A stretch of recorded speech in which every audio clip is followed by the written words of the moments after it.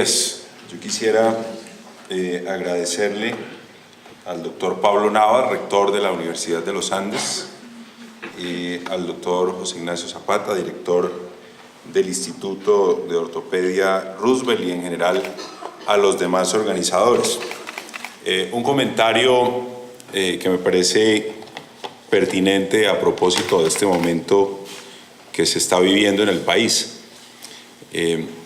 Hace un par de años el gobierno presentó un proyecto de ley que reformaba la educación superior y los estudiantes de muchas universidades del país se volcaron a las calles, a través de las redes sociales, expresaron sus preocupaciones frente a lo que contenía esa iniciativa. Y finalmente la propuesta fue retirada. Hace un año largo se discutió en el Congreso una reforma a la justicia que normalmente son asuntos que interesan a los jueces de la República, a los operadores judiciales, a los abogados en ejercicio, pero todo el país también expresó sus preocupaciones y en un acto sin antecedentes en la historia jurídica del país, el gobierno terminó devolviendo una reforma constitucional y no promulgándola como debió ocurrir. Y ahora que se presenta esta reforma al sistema de salud, pues los estudiantes de medicina, los médicos, los directores de hospitales, pero también los ciudadanos comunes y corrientes han estado expresando sus preocupaciones frente a la misma. Y eso lo quisiera destacar porque me parece muy importante que este tipo de discusiones sean discusiones que no hagan parte solamente del quehacer de los legisladores, sino que realmente involucren al ciudadano común y corriente, al ciudadano que finalmente va a ser el destinatario de una iniciativa de esta naturaleza. Yo solamente quiero hacer algunos comentarios sobre el proyecto de ley, pero quisiera hacerlos tratando de dar respuesta a las principales preocupaciones que existen sobre el sistema de salud. Y empiezo por reconocerle algo al sistema actual, y en eso coincido con la presentación que hizo el doctor Arias. Sin duda, el mayor activo del actual sistema es que incrementó de manera sustancial la cobertura. Yo creo que en eso no cabe la menor duda. Aquí la mayoría de los asistentes son muy jóvenes, pero quienes no lo somos, o al menos no lo somos tanto, recordamos cómo antes de 1993 la cobertura del sistema de salud era absolutamente precaria. Y uno de los propósitos cuando se discutía la Ley 100 de 1993 era justamente ampliar la cobertura. Se proponía alcanzar la cobertura universal y al menos en teoría estamos cerca de la cobertura universal, de tal manera que yo debo reconocer que uno de los propósitos con los que se planteó la iniciativa en aquel entonces, en 1993,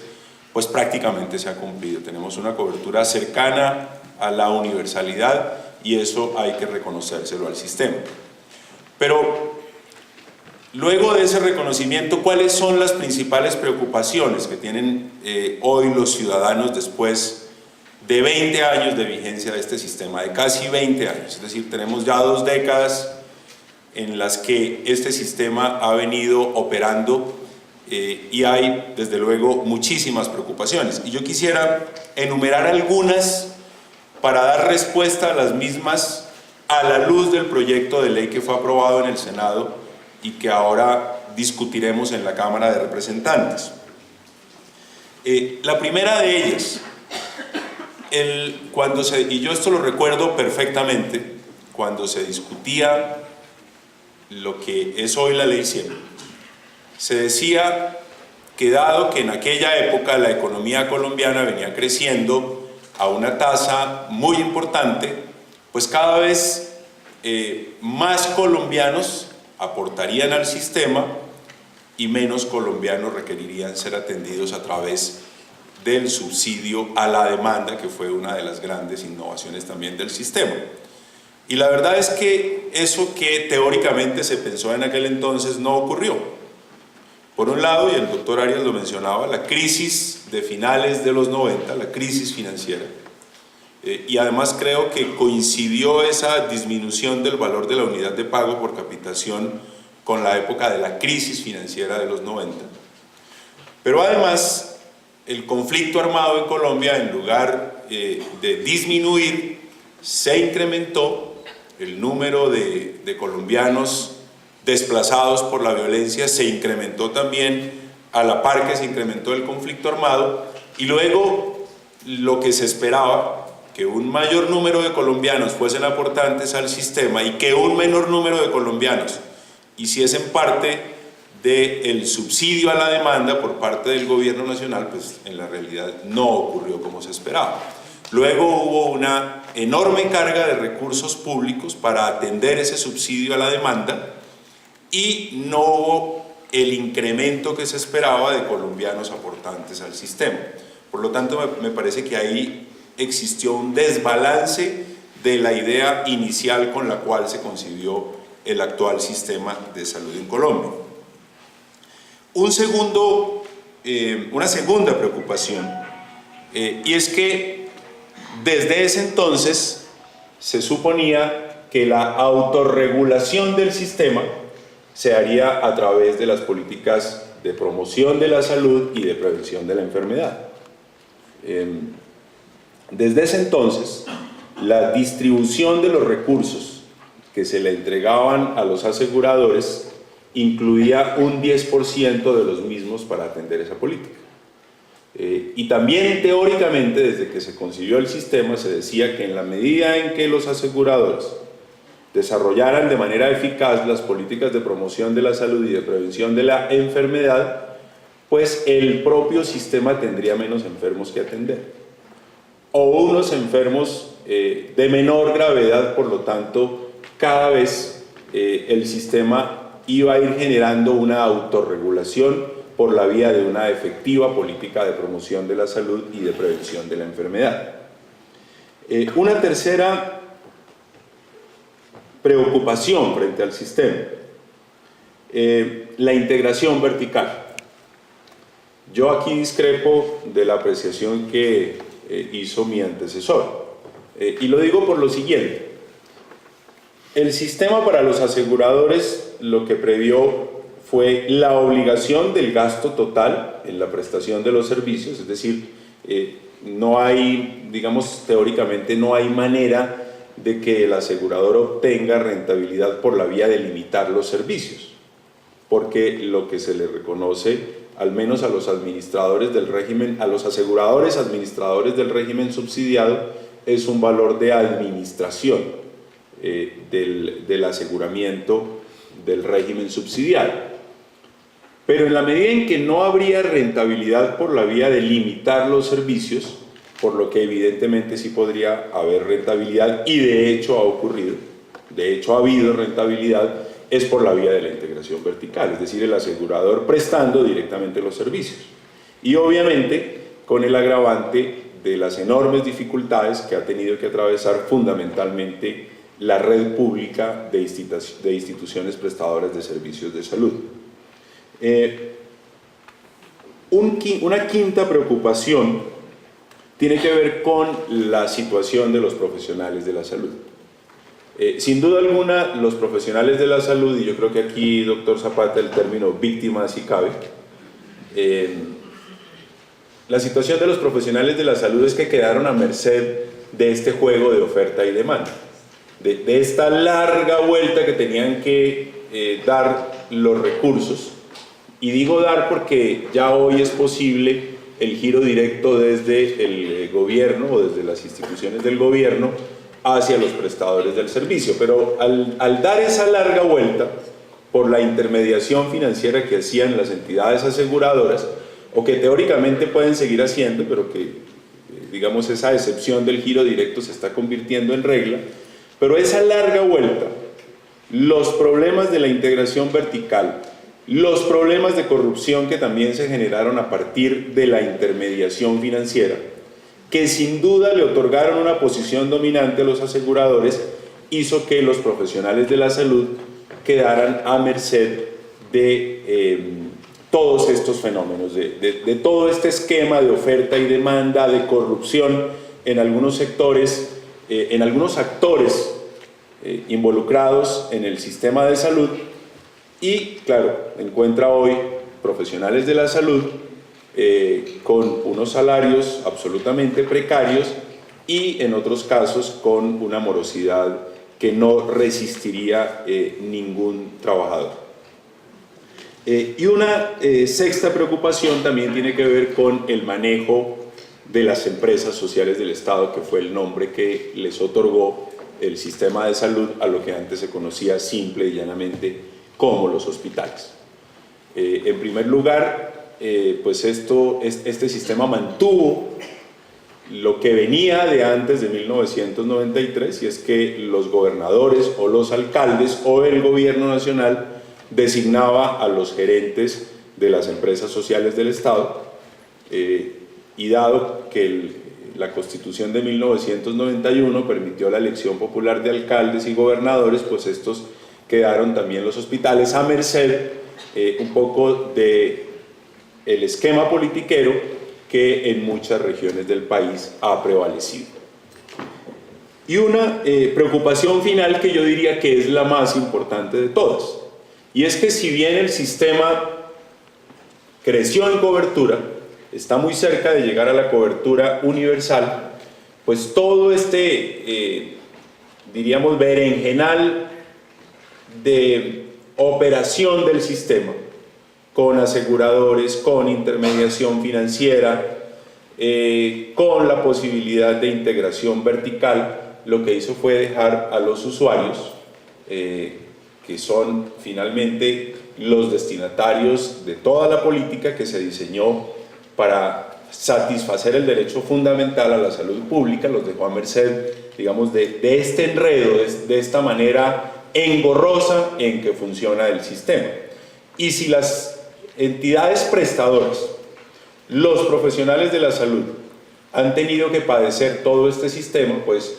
por supuesto el usuario en mayor medida, que es finalmente el que acude a las entidades prestadoras de los servicios de salud. Yo siempre he dicho que al usuario poco le interesa conocer cuál es la entidad aseguradora a la que pertenece. Al usuario finalmente lo que le interesa es que cuando acuda a una institución prestadora de servicios de salud se lo atienda bien, se lo atienda oportunamente, se le resuelva su problema. Y es justamente la institución prestadora de los servicios de salud la que ha sido en primera instancia víctima de este sistema, y en mayor medida y como consecuencia de que es el usuario el que acude a la institución prestadora de salud, pues la mayor víctima ha sido el usuario. Dichas estas preocupaciones, yo quisiera plantear qué dice el proyecto o cómo pretende el proyecto resolver estas preocupaciones. No sin antes dejar constancia de algo. El señor ministro ha dicho, y seguramente lo dirá ahora cuando intervenga en este foro, que hay que aprobar esta ley porque hay algunas dificultades de carácter financiero para el sistema y que hay un altísimo riesgo de que este colapse si no hay una reforma que garantice un flujo de recursos. Yo la constancia que quiero dejar es que vale la pena preguntarse si tiene que ser una reforma ya de todo el sistema, con todos los interrogantes que hoy se ciernen sobre esta iniciativa, o simplemente ese problema de flujo de caja, de liquidez del sistema, se pueda resolver a través de un proyecto de ley que no necesariamente tenga que modificar todo el sistema, dado que, como lo voy a plantear ahora, las modificaciones que se plantean en este proyecto de ley frente al sistema no resuelven las preocupaciones básicas. Y empiezo entonces, dejando esa constancia, a resolver algunos de los interrogantes. El proyecto, como lo decía el doctor Arias, le deja la afiliación a Salud Mía. Y en la medida en que le deja la afiliación a Salud Mía, no permite la intermediación financiera de las gestoras, que es el nombre con el que ahora se denominarían las aseguradoras. Eso es cierto. Y digamos que eso, en teoría, podría empezar a resolver algunos de los problemas que tiene el sistema. Pero, por ejemplo, si la autorregulación del sistema tiene que ver con las políticas de promoción de la salud y de prevención de la enfermedad, el proyecto de ley en esa materia no es claro. Nosotros siempre hemos sostenido que el Estado no debería delegar esa función. El Estado no puede perder la potestad de regular el sistema. Y si la regulación del sistema va a ser fortalecer o hacer eficaz una política de promoción de la salud y de prevención de la enfermedad, tiene que el sistema, o mejor, tiene que la ley que le dé cuerpo al sistema decirlo claramente. Para mi gusto, este proyecto de ley debería explícitamente dejar bajo la responsabilidad del Estado y de manera indelegable las políticas de promoción de la salud y de prevención de la enfermedad. En el pasado, antes de 1993, lo poco que hacía el Estado en esta materia funcionaba muchísimo mejor que lo que funciona ahora. Y si esa va a ser la manera de regular el sistema, de hacer que la atención de los pacientes sea mucho menos onerosa, pues es realmente el Estado, a través de sus instituciones, quien directamente debería encargarse de las políticas de promoción de la salud y de prevención de la enfermedad, y el proyecto no lo dice. Y creo que el proyecto debería señalarlo claramente. Segundo, el proyecto explícitamente permite la integración vertical para la atención primaria. Lo dice en uno de sus artículos. Y me da la impresión a mí que es la manera de estimular la existencia de las gestoras, porque yo no entiendo cuál va a ser el papel de las gestoras o cuál va a ser el estímulo de las gestoras que van a ser las entidades que reemplazan las EPS, si la afiliación va a ser de Salud Mía, si el recaudo va a ser de Salud Mía. Pareciera entonces que el único estímulo va a ser la integración vertical en la atención primaria. Y yo me imagino ya por todo el país,